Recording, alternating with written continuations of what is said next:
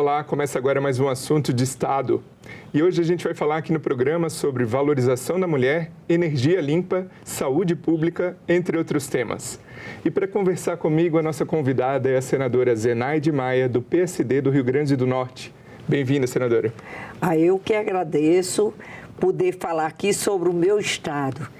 O Rio Grande do Norte me orgulha muito de ter um estado que é pioneiro em várias coisas, inclusive na participação feminina na política do Brasil.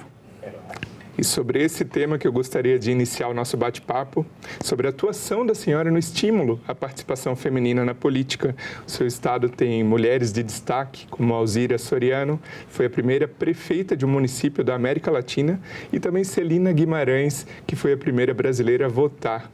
Como que tem sido para a senhora, procuradora da mulher aqui no Senado, essa atuação em prol da participação feminina na política e também igualdade de direitos entre homens e mulheres? Olha, isso é o maior desafio da Procuradoria Especial da Mulher. É claro que a gente fala e tem um papel essencial no combate à violência contra as mulheres, mas a gente vai principalmente, é um orgulho para mim estar nessa Procuradoria, a gente o convite das mulheres a participarem da política. Isso é um empoderamento grande e que só através dele é que a gente vai reduzir a violência contra as mulheres. Eu digo isso porque é o seguinte, a gente já tem leis, a Lei Maria da Penha, ela já é, tudo que é de punição já existe na Lei Maria da Penha. Já é crime hediondo, feminicídio, é inafiançável. E mesmo assim a gente não reduziu a violência contra as mulheres, principalmente as mulheres negras e pobres. A violência existe em todas as classes sociais, mas nas mulheres negras e pobres, principalmente as de periferia, que sofrem mais violência. E esse é o grande desafio. Eu queria aproveitar aqui para dizer, temos que participar da política, mulheres do Rio Grande do Norte e do Brasil, porque a política é quem decide nossa vida. Diz o nosso salário, com quantas horas vamos trabalhar e com que idade vamos nos aposentar. Então, não podemos não fazer parte da política se quem define a nossa vida é a política. A senhora mencionou sobre a triste realidade da violência contra a mulher. E a senhora é autora de um projeto que inclui de forma emergencial a mulher vítima de violência doméstica no programa Bolsa Família. Como que está essa realidade hoje no seu estado e como que esse projeto vai contribuir para a melhoria de condições dessas vítimas? Olha, vocês sabem que a gente lutou para as medidas protetivas poderem ser feitas com a segurança pública. Isso baseado na minha experiência como médica em pronto-socorro. A maioria das mulheres não queriam denunciar porque não tinha como voltar a dormir com o agressor.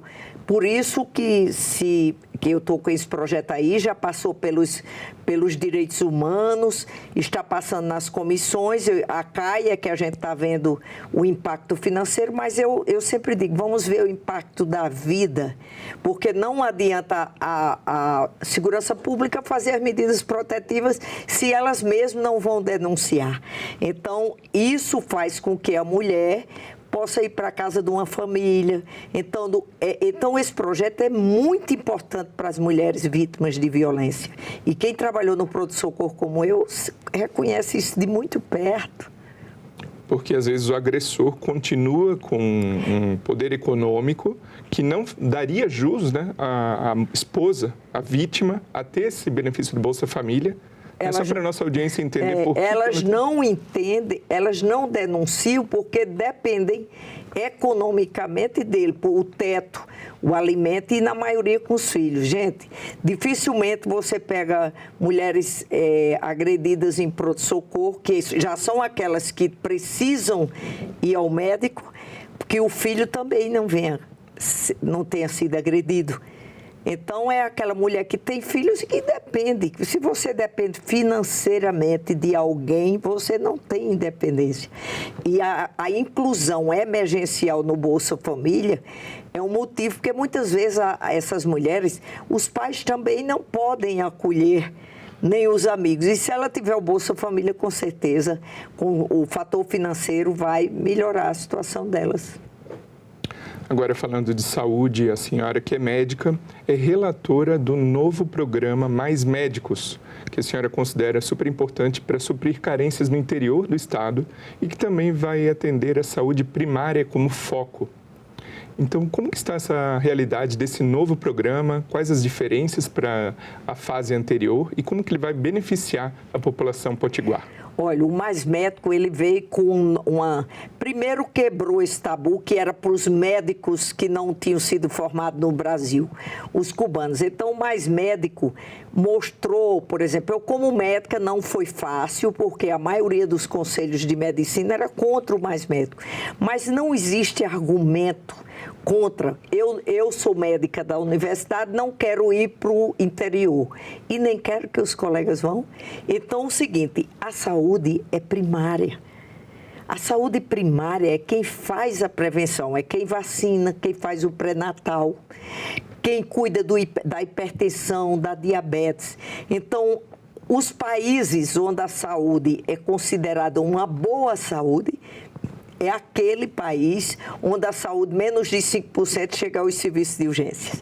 Eu citarei aqui, por exemplo, as UPAs são essenciais, os hospitais são essenciais, mas no primário, no posto de saúde, executado exatamente, você chega a 90% de resolutividade. Agora, para isso, eu digo, basta o médico examinar o paciente. Você é a maioria. E digo mais, nenhum plano de saúde tem uma equipe como nós temos. A equipe do Mais Médico é médica, enfermeira, técnica de enfermagem, odontologia, o dentista, a técnica de saúde bucal e mais. O agente comunitário de saúde e o agente de endemia. Gente, esses agentes são importantíssimos, porque são eles que visitam as casas.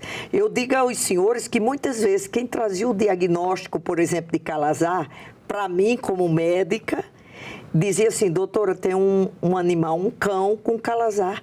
Então a criança tinha aquela sintomatologia, na verdade quem tinha já dito o diagnóstico era o agente comunitário. Então é uma equipe multidisciplinar e que com certeza que o médico, eu sempre digo isso, o médico com um tensiômetro, que é aquele que mede sua pressão, um estetoscópio para lhe auscultar, um termômetro para verificar a sua temperatura. E vamos botar uma maquinazinha daquela de fazer glicemia de periferia, com certeza nós damos mais de 90% dos diagnósticos. E isso é na saúde primária. Agora, para isso, precisa ouvir e examinar o paciente. Então, por isso que eu defendo aqui a saúde primária. Vou citar mais um exemplo para entender. Você é um hipertenso, tem uma pressão alta. Você vai no pronto-socorro, na UPA, como é que é feito? Mesmo nos planos de saúde, em hospitais privados, baixa a sua pressão e diz, procure seu médico. Se as unidades básicas de saúde não estiverem funcionando, ele vai estar todo dia no pronto-socorro tentando baixar a sua pressão. Por isso que a importância do Mais Médico. No Rio Grande do Norte já são quase 400 médicos. O Mais Médico vai para aquelas cidades, aqueles rincões, onde muitos médicos não querem ir. Acho que seria um egoísmo muito grande, você nem vai para o interior e nem quer que os outros vão. Esse reforço na saúde vem em bom momento, pois servidores da saúde do Estado promoveram uma paralisação no mês de abril por mais de 20 dias, alegando falta de reajuste de boas condições de trabalho. Essa parte já se normalizou, já voltaram ao trabalho.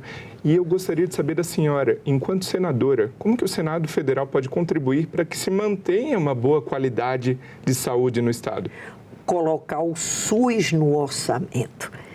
Eu faço parte da comissão mista de orçamento e é algo que eu já chamei atenção. Ninguém faz saúde sem recursos. E digo hoje, o SUS, ele repassa para uma consulta de um especialista R$10. Na verdade, isso sobrecarrega os estados e os municípios, porque não tem nenhum município brasileiro que gaste menos de 30% em sua saúde. Por quê? Porque o município é muito próximo do paciente.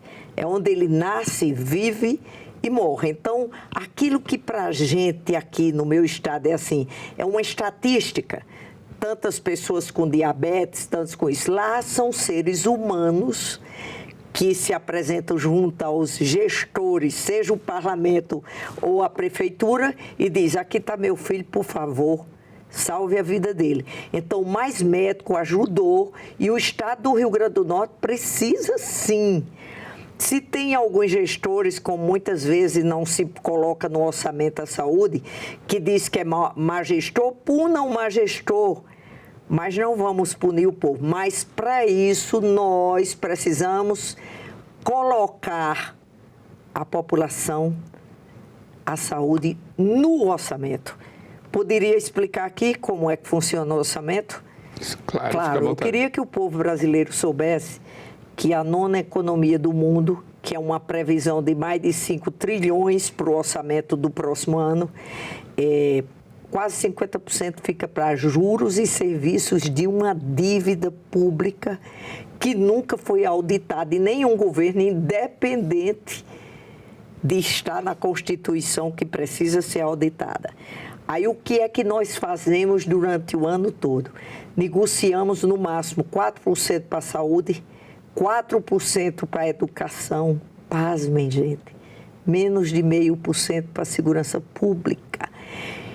Eu até sugeri que chamássemos o setor financeiro, porque quando eles dizem, não, está sugerindo calote, né? Eu digo, não estamos. As maiores dívidas públicas do mundo é a americana e o Japão. Eles sentam com o sistema financeiro e dizem, olha, nós vamos pagar tanto por cento ao ano, porque nós não vamos deixar de custear os gastos primários, que é saúde, educação, assistência social, segurança pública, e doar o dinheiro para os senhores. E, além do mais, nós precisamos investir, gente. Nós só vamos atrair investidores para esse país se a gente tiver estradas, rodovias, ferrovias, segurança pública, água. E isso precisa de investimento estatal. Então, eu finalizaria aqui dizendo, o estado do Rio Grande do Norte, como a maioria dos estados brasileiros, não estão dando conta da saúde. É tanto que a gente vê filas de 1, 2 anos até o Distrito Federal para se fazer uma cirurgia eletiva. E falando em investimento, outra área de destaque da atuação da senhora, enquanto senadora, é o estímulo à geração de energia limpa, em que o seu estado é referência nacional nesse setor. A gente preparou aqui algumas informações para mostrar para a nossa audiência. Alguns destaques apenas. Na matriz energética do seu estado, do Rio Grande do Norte, 94% é de fontes renováveis, energia limpa.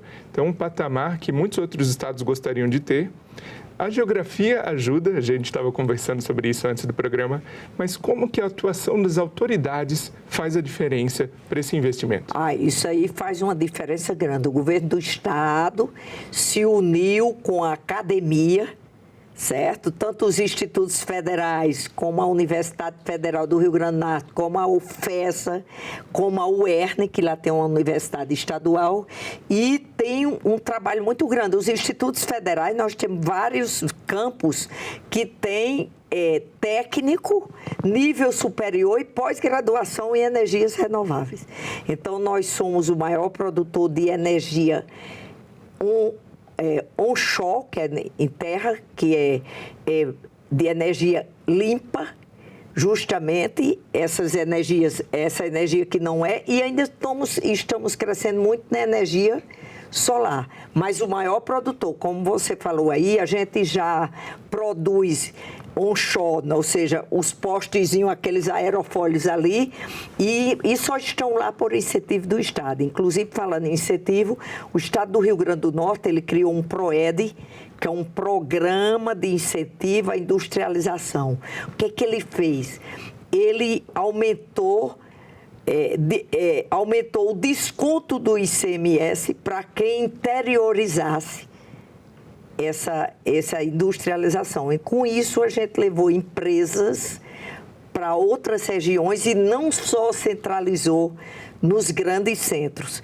E isso é um programa maravilhoso. E aí entra a energia renovável, que são as energias eólicas. Nós somos o maior produtor, como você falou, nós produzimos quase 10 gigawatts ou watts, como vocês queiram chamar. Sim, que é o nosso segundo tópico aqui. 30% de toda a energia eólica do Brasil provém do Rio Grande do Norte.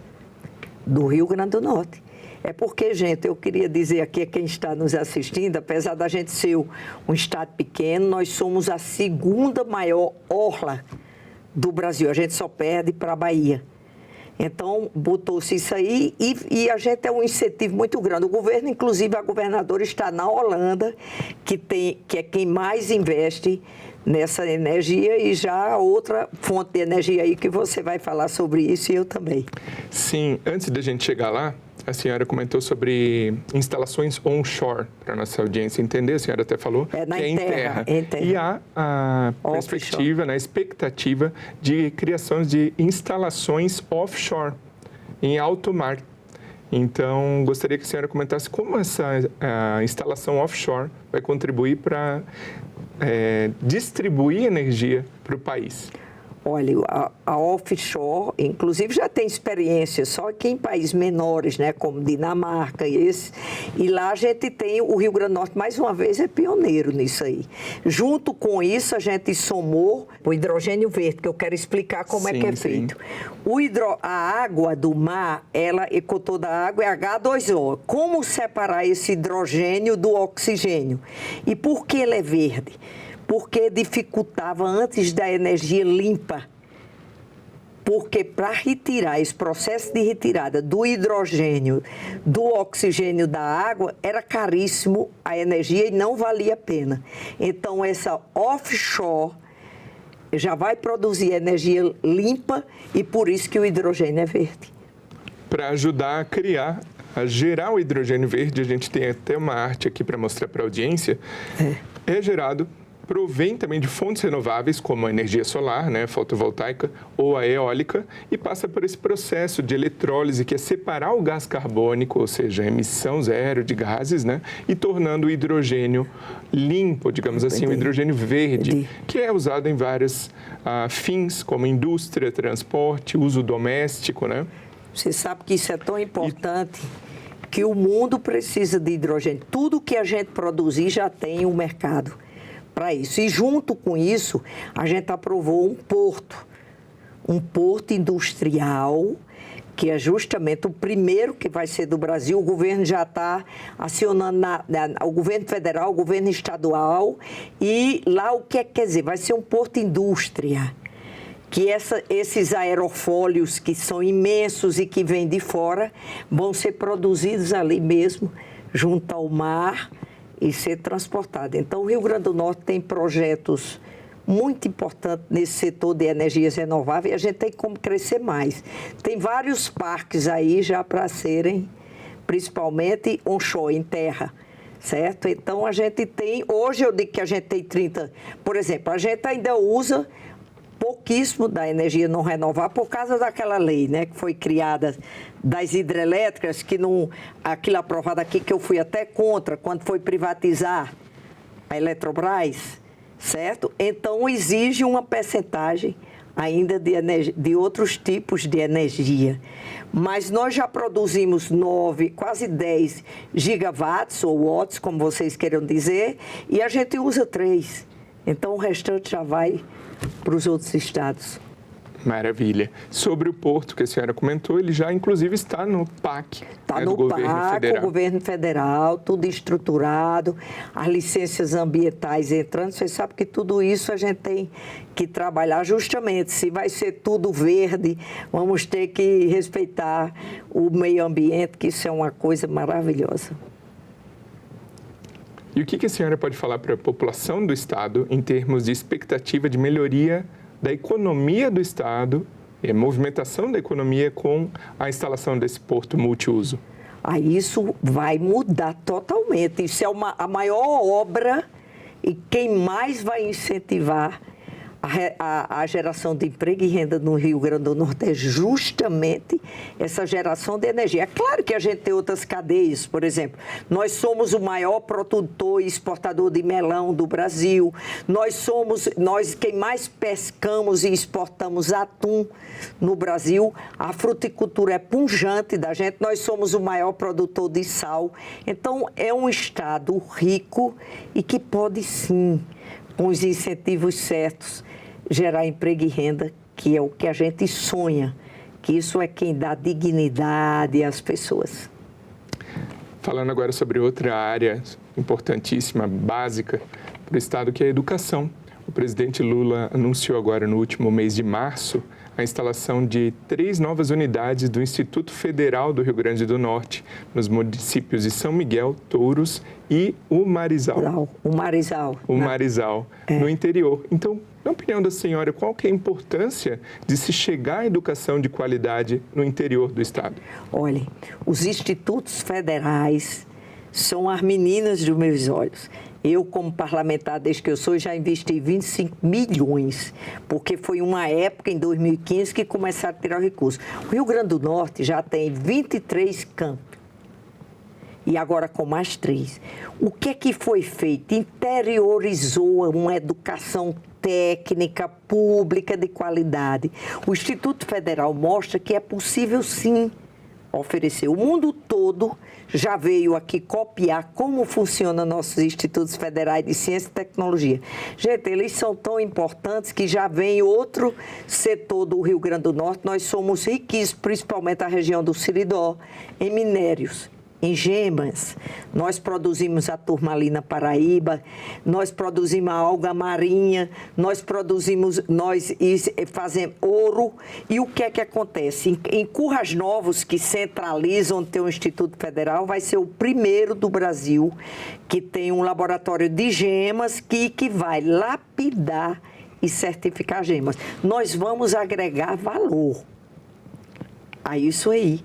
Entendeu? Porque o Brasil tem uma deficiência. A maioria de nossas gemas são certificadas na Bolívia e em outros países, e isso faz com que tenha mais clandestinidade nisso aí. E o Instituto Federal, e a gente já está lutando com os chineses, que é quem vai explorar uma mina de ouro em Currais Novos, e ele já procurou o Instituto de Gemas, para a gente fazer o seguinte: as gemas que forem certificadas por a gente, pelo Instituto Federal, serem validadas pela China.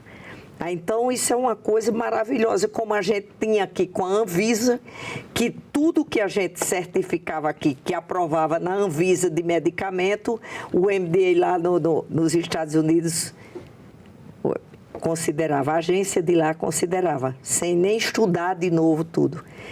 Com isso aí é importante. Então, é um Estado rico e que a gente precisa ter um investimento estatal, sim.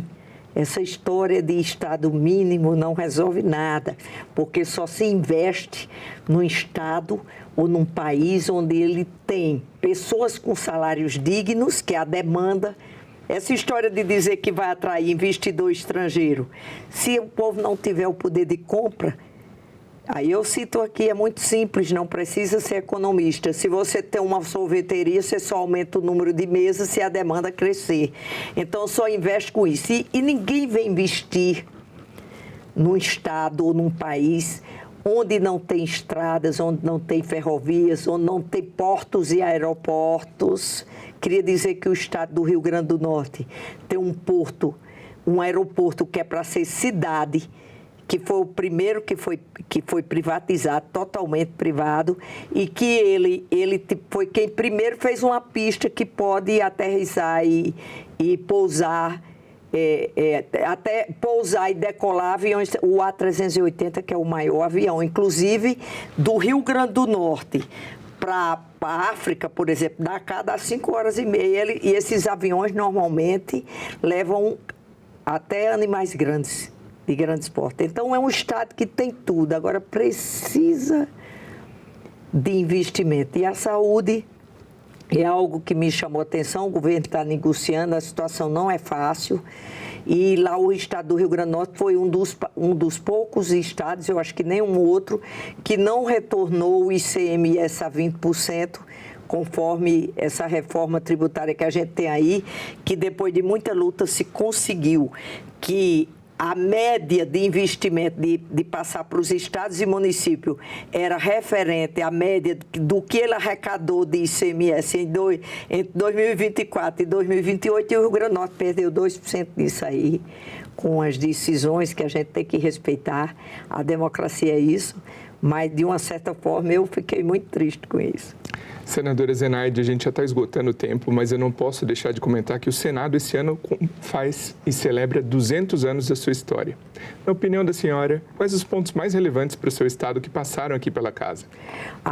Eu queria já dizer o seguinte, a gente tem uma história, como diz, alguém começou e fomos continuando, eu sempre digo, começa-se e sempre é possível fazer mais. Aqui o Rio Grande do Norte, a gente também tem essa expertise. A gente já teve 3 senadoras, 3 comigo, Fátima Bezerra, eu sou a 4ª senadora do estado. Então o Rio Grande do Norte, em termos de participação feminina na política, inclusive nós já tivemos 3 governadoras eleitas, prefeitas de capitais. Eu queria citar aqui uma curiosidade, o Oeste Potiguar,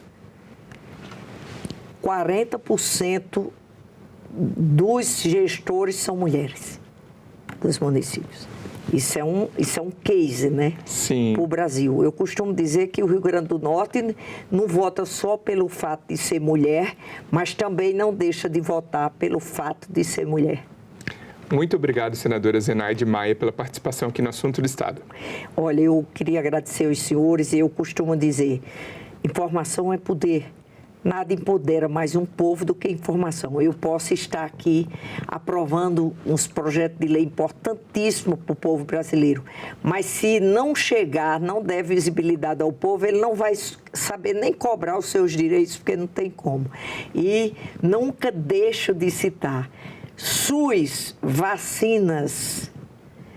E a mídia séria foi quem mais salvou vida nessa pandemia da Covid, na defesa da ciência e na defesa das vacinas. E o meu muito obrigado a você que nos prestigia com a sua audiência. Essa entrevista já está disponível para você rever ou compartilhar no nosso site, senado.leg.br/tv, também no nosso canal no YouTube. Aproveita e se inscreve lá. Nos vemos no próximo.